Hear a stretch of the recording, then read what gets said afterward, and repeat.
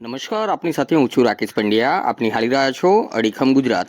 Film પુષ્પાની જેમ લુણાવાડા શહેરમાં પણ ટવેરા ગાડીમાં ચંદનના નાના ટુકડા કરી લઈ જવાતો ચંદનના લાકડાનો જથ્થો લુણાવાડા ટાઉન પોલીસે ઝડપી પાડ્યો છે.